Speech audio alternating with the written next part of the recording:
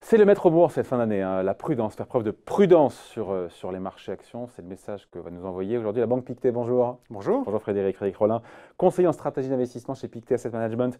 On l'a dit régulièrement ici. Voilà. Alors, 4 raisons qu'on a voulu lister. L'économie qui ralentit toujours, et selon vous, pour longtemps, ce n'est pas quelque chose de conjoncturel. On avait hier Jean-Pierre Petit, président des Cahiers Verts de l'économie, qui disait que selon lui, peut-être, un point d'inflexion était atteint. Ah ben, c'est ce qu'on a pu croire. Il y a eu quelques données qui ont été un petit peu encourageantes, et puis finalement, ce qu'on constate, c'est qu'on a de plus en plus d'enquêtes auprès des entrepreneurs et maintenant dans les services qui commencent à montrer un petit peu d'inflexion. Alors, l'histoire, c'est quoi? C'est un ralentissement manufacturier créé au départ par la guerre commerciale, et puis on se demande si finalement l'économie en général va tenir, parce que le secteur manufacturier, finalement, ce n'est pas une si grande part de l'économie, il y a beaucoup les services et autre façon de voir, la consommation. Et ce qu'on voit en Allemagne, par exemple, c'est qu'on commence à avoir, donc on a eu une chute, évidemment l'Allemagne est au centre de la guerre commerciale, une chute des indices manufacturiers. En centre de manière détournée, enfin détournée, pas direct, mais comme c'est un pays qui est très ouvert, qui commerce énormément. Exactement, et puis qui a des relations aussi assez fortes en termes d'exportation avec les Britanniques, qui sont aujourd'hui aussi dans une certaine difficulté. Eh bien, on se retrouve effectivement avec un pays qui est vraiment la cible de ce ralentissement, et on commence à voir le chômage monter, et donc eh bien, la confiance des consommateurs qui baisse. Donc on se dit, attention quand même, si cette guerre commerciale venait à durer, on pourrait avoir un ralentissement plus prononcé, qui arrive en plus au moment où les entreprises, le cycle est très mature, hein. Il dure maintenant depuis très longtemps, c'est aux États-Unis le cycle le plus long de l'histoire moderne américaine. Pas le plus puissant. Pas le plus puissant, mais le plus long.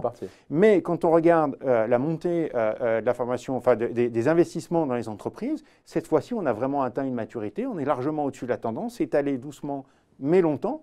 Donc les entreprises, finalement, à travers le monde, ont beaucoup investi.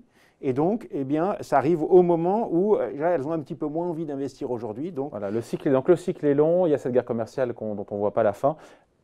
On n'en voit pas la fin, certains disent que voilà, il a besoin ou pas, je la pose 1000 fois à chaque fois cette question, il a besoin ou pas d'un accord, Donald Trump, pour se faire réélire. Pour l'instant, l'économie américaine tient à peu près quand même. Hein.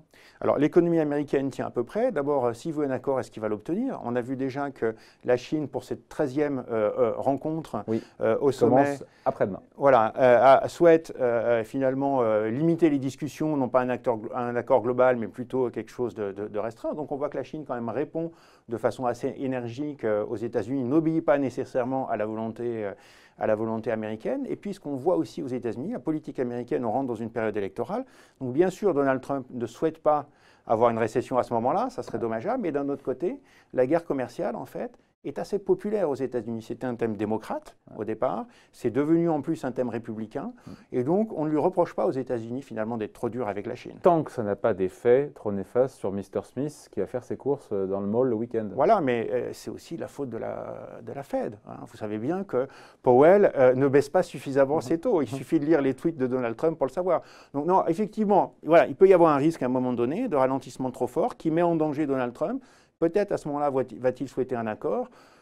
Qui va véritablement y croire? Est-ce que la Chine va vouloir signer quelque chose, sachant que s'il est réélu, il y a peut-être c'est reparti pour un tour? Est-ce que les entrepreneurs, après avoir vu ce théâtre-là, vont se dire ça y est, on peut reprendre nos investissements, tout va bien? Ce n'est pas certain non plus. Hein. Donc le ralentissement est quand même bien là. Ouais. Voilà, première grosse raison d'être prudent sur les marchés actions, parce qu'évidemment ça a un impact sur les bénéfices.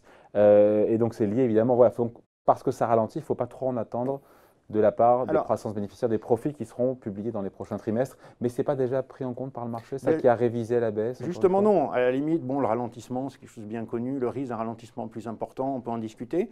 Mais ce qui est intéressant pour nous, c'est que quand on regarde les anticipations bénéficiaires des entreprises, on reste sur des croissances bénéficiaires. Combien pour les 12 prochains mois ou pour 2020, de l'ordre de 8%. Et on se dit, c'est trop, puisque si on a ralentissement économique, normalement, il y a décroissance bénéficiaire. Hein, voilà. Donc, la croissance bénéficiaire, c'est quoi? C'est à peu près la croissance nominale, autour de 5 et plus, et puis 5 fois la variation de croissance nominale. Avec ça, on arrive à expliquer une bonne partie de la croissance bénéficiaire mondiale. Donc nos calculs, et puis on a des modèles un petit peu plus sophistiqués. Donc on ne devrait pas être plus 8%, on devrait être à peu près 2-3%. Et pourquoi est-ce que le reste du marché n'est pas aussi intelligent que vous et ne fait pas le même calcul? Ah ben, le reste du marché, peut-être, espère que finalement cette guerre commerciale ne va pas durer, que c'est juste voilà, un problème passager. Nous on dit attention quand même, il y a véritablement aux États-Unis quand même un ancrage idéologique dans l'administration américaine par Donald Trump, mais aussi dans l'ensemble de la population américaine. Finalement. Oui, mais si ça ralentit trop, les banques centrales sont là, elles sont à la manœuvre, elles vont piloter tout ça. Eh bien, tout va bien. Non, alors, notre point aussi, alors la Banque centrale américaine, évidemment, un petit peu de marge de manœuvre encore, mais pas tant que ça. Mais nous, on a le sentiment, en tout cas, que la plupart des banques, et le marché attend beaucoup. Hein, quand on regarde les niveaux de marché, on peut considérer que les marchés attendent 2000 milliards de nouvelles liquidités. C'est une injection massive. On l'a déjà vu, mais c'est vraiment une injection très importante. Et quand on regarde la Banque centrale européenne, bon, on voit que les taux sont déjà au plancher. Vous baissez encore les taux, ben, qu'est-ce qui se passe?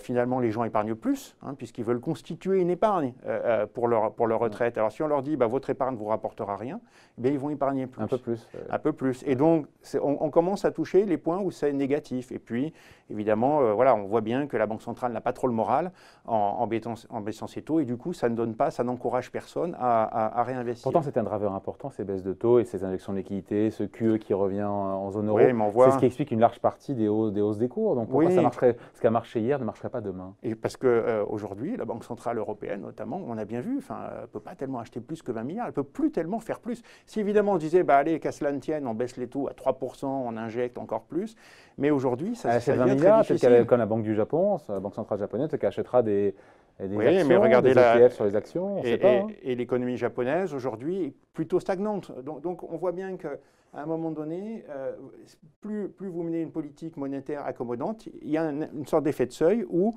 finalement, le message que vous délivrez est plutôt médiocre, en fait, sur le futur de l'économie. Et puis, par ailleurs, vous poussez les ménages à l'épargne. Donc, ce n'est pas encore le cas de la Banque centrale américaine, ce n'est pas encore le cas de la Banque centrale chinoise. On peut avoir un petit peu d'espoir de ce côté-là, mais quand même pour les grandes banques centrales. Et il faut dire, les marchés attendent beaucoup. On attend encore plusieurs baisses des taux de la Banque centrale américaine.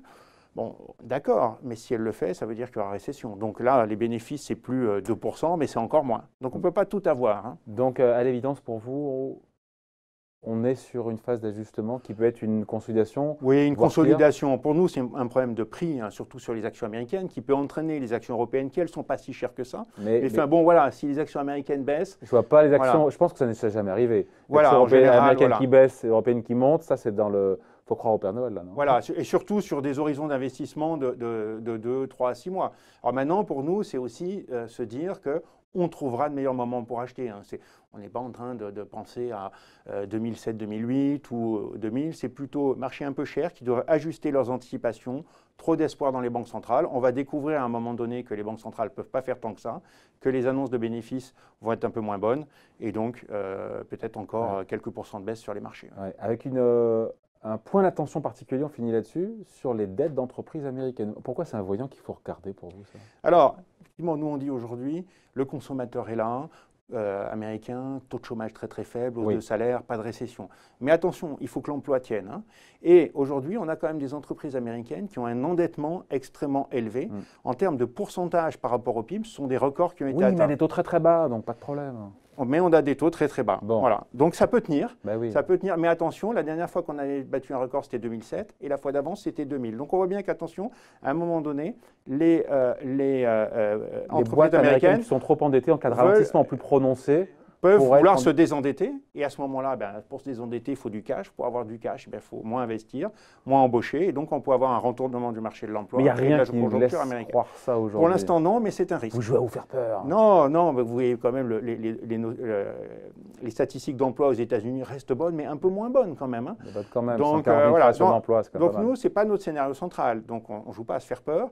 Mais en revanche, on surveille. Parce que c'est là que se situe probablement le risque principal où les choses pourraient basculer. Notre scénario central, c'est ralentissement, mais quand même, il faut regarder les risques éventuels d'une récession. Donc on est prudent d'ici à la fin de l'année ou même en débordement sur 2020 ou peut-être même jusqu'aux élections présidentielles américaines? Non, on est prudent aujourd'hui pour quelques mois. Après, on verra où se situent les marchés dans quelques mois. Puis vous savez, au fond, si les marchés baissent, ce n'est pas si grave et ce n'est pas de la rhétorique. Ce qui est véritablement embêtant, c'est quand ils ne remontent pas.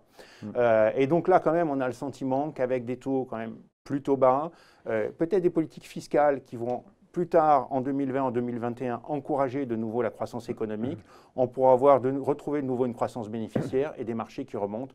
Voilà, surtout chez les entreprises qui ont des croissances longues. Et puis lever ces hypothèques, encore une fois, géopolitiques, qui nous empoisonnent depuis 18 mois, notamment cette guerre commerciale, le Brexit, tout ça, évidemment, une à une, si elles sont levées, ça changerait la donne. Oui, mais là, on n'espère pas trop. Pour nous, cette guerre commerciale est partie pour longtemps. Notre scénario sur le Brexit, si on ose en faire un, c'est probablement quand même un nouveau report, de nouvelles élections, un Parlement, je dirais, de nouveau divisé. Donc de l'incertitude. Et une saison 4 sur le Brexit, jusqu'à ce qu'à un moment donné, voilà, l'opinion britannique se décide et dit stop. Et disent voilà, pour un Brexit dur ou pour revenir sur un référendum. Mais pour l'instant, l'opinion est trop divisée pour décider. Donc on est prudent dans les prochains mois selon la banque Pictet. Merci beaucoup Frédéric Rollin. Merci. Bonne journée. Bye.